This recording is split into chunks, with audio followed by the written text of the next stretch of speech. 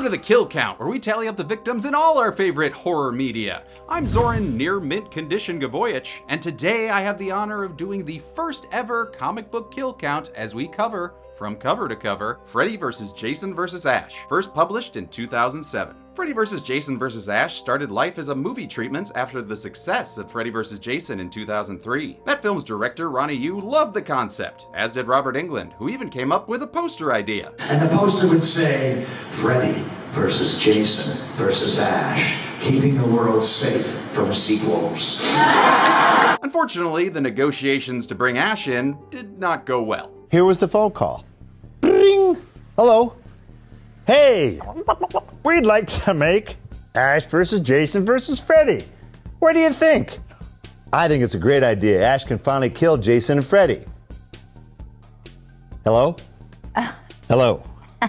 And that was the end of the conversation. Turns out the head of New Line, Bob Shea, didn't want Freddy to die 2 movies in a row. Bob, you resurrected me with dog pee. You can figure out a way to keep the franchise alive. The film project fell apart, and instead New Line would remake Freddy in 2010, while Raimi & Co. would reboot Evil Dead in 2013. As for the triple threat, Wildstorm Comics and Dynamite Entertainment came to the rescue and acquired The Treatment, written by Jeff Katz, a vice president in New Line best known for producing Snakes on a Plane. Oh, and Katz started his career as a wrestling commentator for the WCW and NWO, which I'm sure is something James is excited about. Oh, no, actually back then I'd only watched The Fed.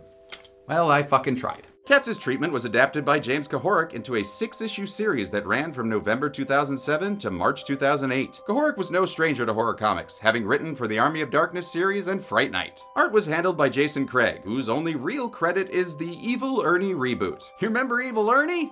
No? Cool. Freddy vs. Jason vs. Ash picks up 5 years after the events of Freddy vs. Jason. A new S-Mart has opened in Crystal Lake, and Ash is sent to supervise a bunch of unruly teens who, honestly, are some of the most dislikable characters I've ever read. Come on, Jarvis. There's some chicks in the lingerie department that want some hot young dicks waved around. Luckily, Jason is there to take them out, all while searching for the Necronomicon that Freddy needs to invade the real world. The story may sound like fan fiction, but it's actually a fun way to bring these 3 icons of horror together. The action throughout the comics is great, with lots of kills paying homage to memorable moments from all 3 horror franchises. What sucks is how much the book is brought down by its cast of just awful characters. I mean, seriously, the teens are all one note, and that note is the brown one. The guys are toxic bros, the women are objects of lust, and even Freddy is way too over the top. Ash fares a bit better, but goes a little too far with his macho persona. Dead. All dead. He killed them all. Yeah, I see. But we're not. Hail to the king of HR visits, baby. Jason is the only one with a truly accurate depiction, since he stays tall, dark, and slashy, just the way we like him. How many teens will be erased from the page when a Michigan native faces off with a child killer from the Ohio state and his rabid Jersey lapdog? Let's find out and get to the kills. The comic begins when I open it. Oh! There's no title card, but instead we get some cover art done by the amazing J. Scott Campbell, best known for Danger Girl and all the art in my house that my wife says is borderline porn. A quick recap of the first film's events reminds us that Freddy is forever trapped in a Bing Crosby sweater, and that he and Jason ended each other on that dock at Camp Crystal Lake. 5 years later, a new super ultra mega S-Mart is opening in Forest Green. But don't get confused, Forest Green is just a spruced up name for Crystal Lake, as we first learned in Friday the 13th Part 6. No matter what you call it, it's still Camp Crystal Lake to him. A scrolly narration by the one and only Ash Williams lets us know that Will and Laurie have returned to the franchise, and he promptly judges them for returning to Crystal Lake. I mean, what kind of freaking idiots keep coming back to a cabin in the woods when they know a bunch of possessed horrors are waiting to swallow their souls? Never mind. Laurie has a feeling that Freddy and Jason aren't really dead. Not really sure why she waited 5 years to do something about it, but whatever. They pull over and console each other about not getting the rights to actually look like Jason Ritter and Monica Keena before splitting up to investigate. Laurie finds some blood on a tree. Jason? No, Laurie, Jason's a person, not a tree. Stupid. Now I have no idea what a chuff-chuff noise is, but it must be bad, as Laurie books it to a nearby cabin to discover Will, who has been chuffed off this mortal coil. But aside from his guts hanging out, he actually looks pretty relaxed. Probably because his spine's been loosened from his body. A ch-ch-ch, sound heralds the arrival of our favorite undead camper, Jason Voorhees. Though technically it should be ki ma ma ma, as composer Harry Manfredini based the sound on Mrs. Voorhees' famous line. Kill our mommy. He shortened that to ki and ma, added some reverb, and the rest is history. Thanks. It's another nickel for me. The wrong tune continues as Jason chases Laurie through the house. Eventually he grabs some rebar, which should be impossible since he got those fingers cut off in the last movie. Continuity police. But he somehow manages to still skewer her with a whoosh and a slash. Rebar isn't sharp, it wouldn't make a slashing sound. I fall corrected. She walks off her massive blood loss, only to trip her over her boyfriend Dipper. That then inspires her to kill Jason with a gratuitous panty shot and a cleverly scratched out skill saw. She then says, I'll see ya, with a vreen, a rarn, and a kirash, sending him Myers style out the window. But unlike that other Laurie, this one's gonna finish the job, only to get an unexpected DEADEX delivery, as Jason asks her to sign with her blood. Seems like he was channeling his inner Corey Feldman with that one. Jason drags the bodies to his shack, which has upgraded its decor, since 2 heads are better than 1. A menacing laugh echoes as we're transported through Jason's one good eye into his mind. Now he's back at Camp Crystal Lake, bearing witness to some taunting and some fucking of both the human and Toontown cabin variety. The Rika Rika leads to a Thumpa Thumpa reveal of Freddy getting it on with Mama Voorhees. I'm riding you like a $2 bus to Screwville, bitch. Whoa, wait, so he's having sex on the way to Screwville? What does he do once he gets to Screwville? I has questions. According to Busty Judd Crandall here, Freddy's gonna be Jason's new daddy deadest. And in order for Jason to become a real boy, he has to find a special book at the old house. And no, it's not Goodnight Moon, it's the Necronomicon Ex Mortis. Though both are bound in flesh and inked in blood. Margaret Wise Brown was actually a deadite. Who knew? With his Pinocchio plot in place, Jason heads off while somebody else heads in. Ashley J. Williams has come to this Jersey town all the way from Detroit Rock City. He's here to train the kids at that stupidly named Super Ultra Mega S-Mart, since the current staff is, in need of some mature guidance. Hey, Caroline, wanna suck on my candy cane? She's checking out your North Pole, huh, Raoul? God, I can't wait for all of them to die. Ash arrives with a mouthful of one-liners. Some good. Hello, ladies. Name's Ash. But you can call me anytime. Giggle. And some not. Oh, baby doll. You've got a sugar granddaddy just waiting for you. He heads inside while these girls become a Destiny's Child molester cover band. Freddy uses some awful insults to goad Jason into killing the girls, and boy does it work. As Jason slices this girl Paris in half like a freshly baked baguette, before banging these other girls' heads together in a possible callback to those cops in Jason Goes to Hell. Or maybe just the Three Stooges. Hey Mo, looks like we're going on a camp.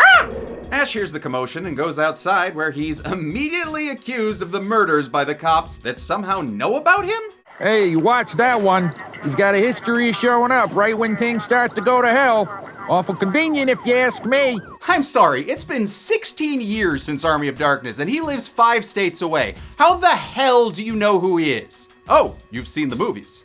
So have I! Ash goes back to his favorite pastime of stacking housewares and telling stories, using a Brian Michael Bendis amount of speech bubbles to fill them all in on the details of his deadite dealings. The guys don't believe him, rightfully so, but Carrie does, cause, you know, she's being set up as Ash's love interest. Even though she's, 22? And Ash is definitely pushing 50. Look good.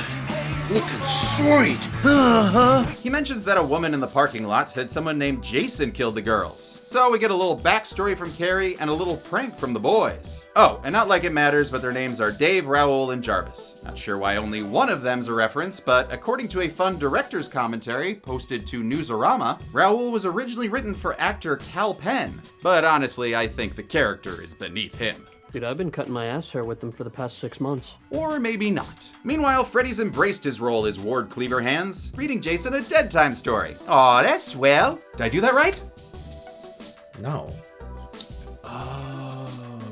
He then sends his adopted son of a bitch back out for some snow shumpin', where he runs across a group of carolers, whom he promptly murders. Oh god, I love you, Jason. I count 5 carolers, including one who changes her outfit from green to red mid-death scene. Seriously, I think this is a coloring issue and not a new character, based on the outfit. She's skewered with a sign along with this non-gremlin caroler. Then the rest get a very cool triple decapitation harkening back to the paintballers in part 6, Jason Lives. And despite this small coloring error, I want to give a shout out to colorist Thomas Mason, whose previous work includes X-Men, Gen 13, and this Grogu Nirvana mashup that's the best thing I ever saw. We then interrupt the cool kills for more dick jokes. You just gonna stand there, or are you gonna show BREE your big saw? This broad stereotype broad named BREE uses a sucker shaped like a Hulk testicle to seduce Ash into buying some party supplies, then quickly ditches him for this frat pack who's heading up to the Voorhees Casa Dojo house in order to deliver some more witty dialogue. You didn't even have to swallow the tadpole. That guy must have been desperate. That's right. When you've got tits like mine, you only have to tease. Boys will do just about anything if they think they might get a taste. Editor BREE, is that how all BREEs talk? No. Fair enough. The Voorhees house is modeled after the one we saw in Jason Goes to Hell, canonizing Jason's whole demon worm baby thing, though not canonizing the typo on the mailbox. Unlike that movie though, the only body swapping here is teens swapping the clothes off their bodies. Careful peeping, Jason. Don't all over that window. While the teens get their Rika Rika thump thump on, Ash finds his favorite Calderot medal winner, right as Jason finds some more kills for the count. He tears this girl Becca apart with his bare hands, then crushes her lover's head similar to Ben's highly censored death in part 7, The New Blood. Jason then finds BREE enjoying her tadpole toady, and a machete through the floor alerts Ash to the death of the dude BREE was banging. I don't know his name. A half-naked and traumatized BREE runs into Ash, who heroically, makes out with her. Wow, that timing was more inappropriate than when Quentin decided to make out with Nancy after she just found out she'd been molested as a child. Fuck that movie. They manage to escape to the Delta 88, but Jason's right behind them. He chucks his weapon of choice at Ash Boy Slim, who catches it with his robo hand. Huh. These things are useful. Little Jason says, "What?" and decides everyone needs to get crunk. So he smashes the car that's been in every Sam Raimi movie except for the love of the game. Luckily, a coincidental carry arrives just in time to save them, and they drive off with the Necronomicon. It's me, Goran Gvojic, owner of Planet Zorgan Comics. And if you kids love comic books, then have I got one for you. It's called Freddy vs. Jason vs. Ash, and it's got everything kids love. Completely nonsensical sound effects, overly sexualized first draft characters, and offensive mid to late 2000s dialogue. So come on down to Planet Zorgan Comics today, but make sure it's before 2 p.m. because that's when my lease is up. Planet Zorgan Comics, soon to be in Amazon Fresh. Professor Kruger isn't happy with his slasher high student, and after an offensive Back to the Future reference, cuts into Jason's head to discover Ash's name tag. So he sends his bald-headed stepchild off to get smart at S-Mart. Carrie, BREE, and Ash arrive back at the store, but they're not alone. Somehow Jason spammed his shift abilities to start his Christmas slashing spree early. And I absolutely love how nonchalant he is. Look like it's midnight and he just found out his house is out of toilet paper. Jason, where are the toilet paper? Yes, Mom, I'll go to the store. He kicks things off by putting his hand through this woman's face, then splits another shopper in half. A third customer is slammed against the action figure rack that distends her torso and gives us some weird sounds. Plop, plop, plop, plop, plop, plop. Okay, I don't know what the hell this is supposed to sound like. And finally, this old man gets knick-knack shopping caddywhacked and strained through it like spaghetti. Mwah, that's a good a kill. Ash and the girls are disgusted at how cartoony they suddenly look in this panel, as we add one more shopper in the background, who died next to this awesome hippo cookie jar. Oh, kinda reminds me of Flavio and Maria, the hip hippos. Ash reverts to his cowardly self and runs off, while the assistant manager Reginald arrives. But the only thing he manages to do is die, when Jason shoves a clipboard through his mouth. Now that is how you increase kill productivity 50%. Jason wants the book, but Ash wants another one-liner. Yo, Wayne Detsky. They then get into a chainsaw tussle that ends with little Jason getting crunk again. Yeah! He then tosses Ash into a snack machine, and Carrie channels her inner Annie Nobi to stab tag in, only to get backhanded. Which feels weird to have Jason backhand slap someone. Oh. Did I say weird? Because I meant erotic. Jason bogarts the book from BREE and walks his exposed Part 7 spine away. And on his way out, we see 11 more S-Mart shoppers that Jason killed off-panel. Oof. Clean up on aisle. Oh dear God! He got BREE too! Aw, and she was such a complex and nuanced character. I'm taking a little camping trip and I need some supplies. I already packed my G-strings and other goodies. Can you help me fill my box with your wares? The S-Marty Unsmarties go to Carrie's house while Jason delivers the book to Freddy's head. Ooh, that kind of looks like he's gonna make him kiss. Kissy kissy bitches. Freddy then uses the book's all-purpose phrase. Klaatu, Barata, Nikto. But he doesn't say every single little syllable right, since the actual phrase is Klaatu Barada Nikto, as established in The Day the Earth Stood Still. Continuity police. Jason then utters his first word ever in response. Question mark? Freddy is welcomed back to the land of the living.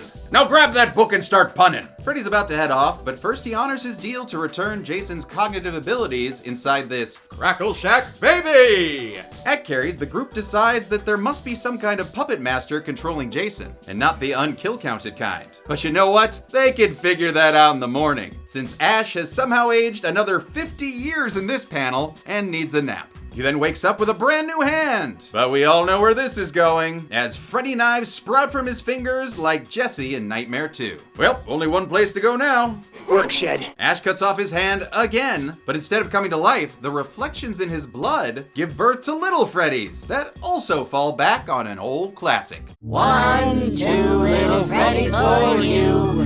3, 4, better watch the floor. 5, 6, gonna gut you quick. 7, 8, I'll just coagulate. 9, 10, Freddy's whole again! Ha ha ha ha ha! Nice double reference to the classic Freddy rhyme and the Army of Darkness scene with all the little Ashes. Freddy continues his Jason insults by calling him a hillbilly who wants to screw his mother, even though that's more Odette's than Voorhees. Freddy tries a handoff, but instead we get a pun off. So let's try a different game. Something like truth or die. Now make with the answers, deadest air. Okay, not bad. Freddy, your rebuttal? You know that little talk, the blades and the bees? Seems these little buggers multiply like jackrabbits. And now it's time to say hello to my little fiends! And you thought my puns were bad. And I still do. God damn it, Ben. Ash is able to wake himself up with a boomstick burn, but Dave still needs 5 more minutes, because he's trapped in this dodgeball daydream that looks like a Gap ad, and it looks like the dialogue hasn't graduated middle school. I'll take Betty Blue Balls, Pencil Dick, and 2-ton Thelma. What about me? Oh no, I'm not taking Dickless Dave. You take him for the dike. You know what? I don't want to read this. Luckily, the dream ends quickly as Dave is pelted with dodgeballs that feel like wrenches, killing him in the midst of a walk like an Egyptian dance. They gather up supplies, including a shiny new chainsaw for Ash. Groovy. Then make a bomb to blow up Jason and put Raoul and Jarvis in charge of luring him to it. Less groovy. Especially since we're forced to endure more of their, dialogue. He's like the zombies from some horror flick. You know, the slow-moving mofos that stop and growl for brains or something before they rip off the hot chick's shirt and gnaw on her knobs. I'd like to gnaw on Caroline's knobs for a while, dig? Yeah! Knobs are nipples! Jason finds them and is lured to the bomb, but he soon proves he's smarter than the average zombie when he senses it's a trap. You didn't say the magic word. He then turns his attention to Carrie, while Ash searches for the Necronomicon. Aha! Necronomicon Ex Crepus, the book of the shitty dead. Oh no, please don't raise any more of those farting mummies from Spookies, please! Before Ash can grab the book, he's skewered by Freddy's glove, which I do not know how that didn't kill him. It is so very close to his heart. He acts hurt for about 2 panels before his massive wound stops being an issue in this issue. He then vows to send this lost boy killer back to Neverland before Freddy's able to read the Necronomicon. Unfortunately for Ash, I did it 10 minutes ago! By using the Book of the Dead, Freddy now has dominion over both the waking and dream worlds. And he sends out his little deadite dream demons like souls escaping the Ark of the Covenant. Keep your eyes shut, Jason, in case Raoul and Jarvis show up again! Ash fends off more severed Freddy hands and puns. Now that's what I call a head job! Oh God, with the knives? Oh, that poor penis. Devil Freddy returns with a couple new mouths to feed, and they're hungry for chosen ones. But before they can swallow a soul, Jason crashes the party and wants to fight Freddy for some reason. Honestly, I have no idea why he would do this other than he read the title of the comic. Wait, can Jason read? Mm-hmm. Freddy retaliates by resurrecting the army of the Church of Latter-day Jason victims. There's Crispin Glover's corkscrew cleaver death and the banana backpacker from part 4. They're joined by Judy's sleeping bag death from part 7. Rick's part 3 eye popping, whoa! And Eddie's leather strap death from part 5, which was actually a Roy Burns kill and not one of Jason's. Continuity police! The others are a little harder to recognize. This could be anyone, and this might be Jack, who got an arrow through the neck in part 1. Oh, and it looks like Shelly changed out of his wetsuit and back into his flannel. Good man.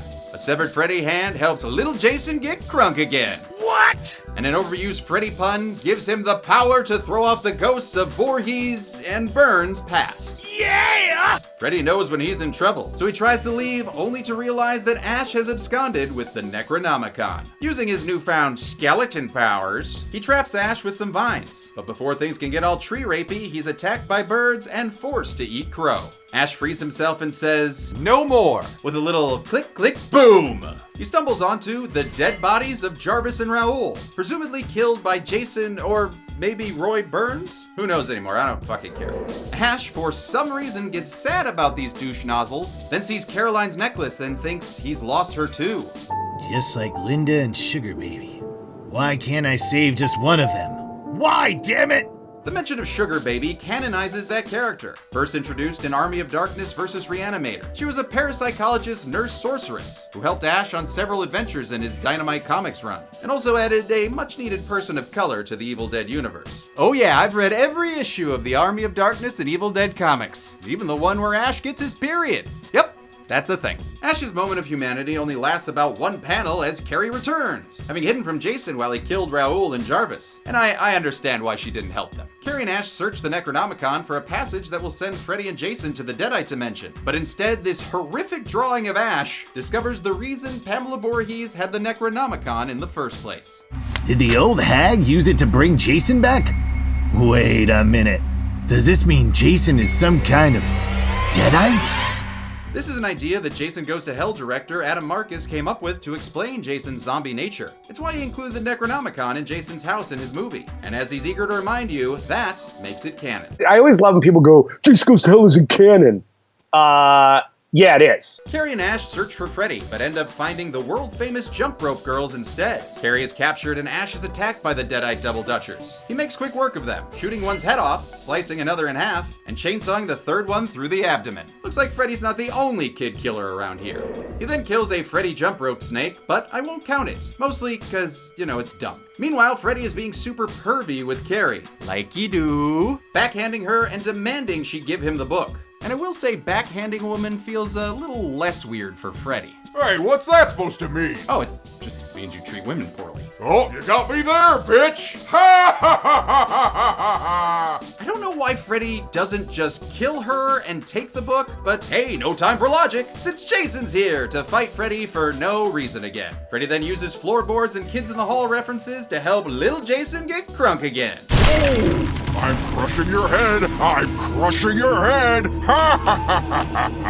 Yeah! Carrie uses the distraction to say the goddamn words! But Jason hates that she's not saying Barada and grabs the book from her. Ash retaliates with a little boomstick Botox that knocks off Jason's mask and jaw skin. Whoa!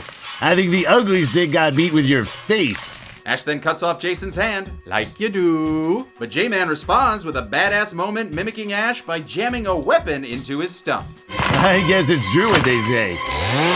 There are no original ideas left. And then, for no reason, the house collapses. Cool. Well, at least Kane Hodder didn't get crushed by it this time. The house isn't the only thing that's collapsed, as the art takes a serious hit this issue, with Freddy looking like a monster in my pocket, Red Goblin number 27. Any idea why things look so different? Ooh, I know. Turns out Jason Craig got pneumonia during the final issue, and instead of leaving, he toughed it out and got it done in just 9 days. Oh. Well, I'll just shut the fuck up right now. He leaves an unconscious Ash to chase after Carrie and get his book back. You know, to avoid over goofies! Get out of here! Now, stop laughing! Carrie hides in a shack village while Freddy teaches her how not to be seen. It doesn't work since he finds her and actually has a moment that feels truly in the vein of the OG scary Freddy. God, is that who you want? I can give you God. This is my body. It is your bread. This is my blood. It is your wine. Bread and wine. All for you, Caroline. But he quickly reverts back to sequel Freddy. Now eat me, bitch!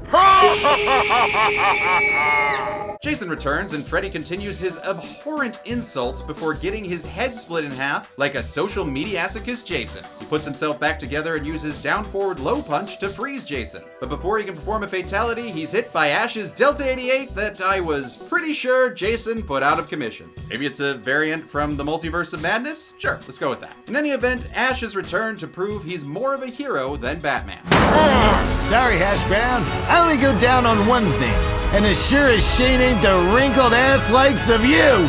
One of Freddy's mouths is impaled on a tree, finally shutting him up. Ash goes on a therapeutic rant that ends with a kick and a crotch shot. Jason doesn't enjoy such lowbrow comedy, so he steps in, knocking Ash into the frozen lake. Freddy and Jason resume their battle, but to make it a fair fight, Freddy splits himself into 5 slashy pieces. The Gwar cover band unleashes a slaughter-rama on Jason until he manages to slash and shunk his way through the 4 doppelgangers. And I'll count them, based on Freddy's own words. You killed Freddy! You bastard! Ash then Beth marches his way back to the fight, blowing a hole in Jason's chest big enough for a catchphrase. Come get some. Man, I can practically hear the audience cheering in the theater at that moment. Woo!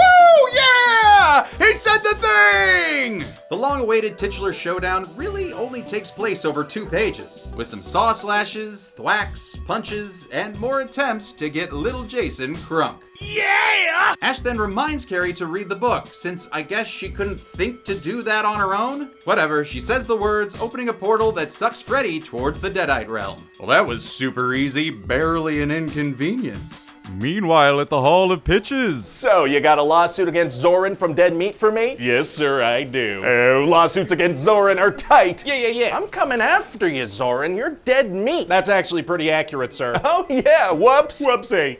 Oh, crap. Ash and Carrie hang on to avoid being sucked into the portal, while Jason just, kinda walks towards them unaffected. He raises his machete to deliver a final blow, but is knocked into the lake by the Deus Ex Carina. Ooh, I'm telling ya, Jason's hit by that Delta 88. You're gonna see some serious end to this shit. The Necronomicon slips from Carrie's fingers, and Freddy grabs it, but it's shot out of his hand, and he's sucked into the Deadite dimension with very little fanfare.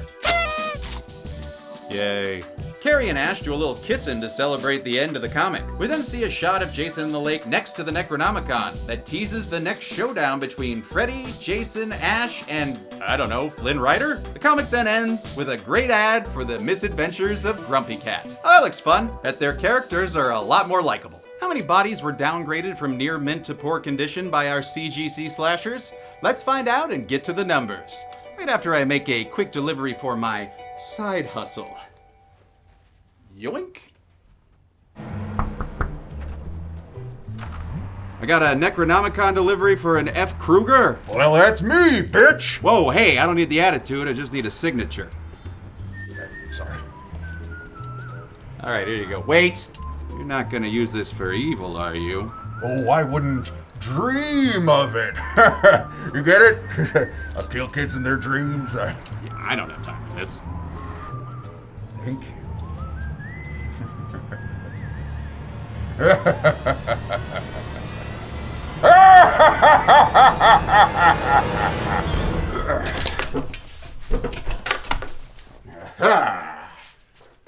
There we go. Best 2 out of 3, bitch.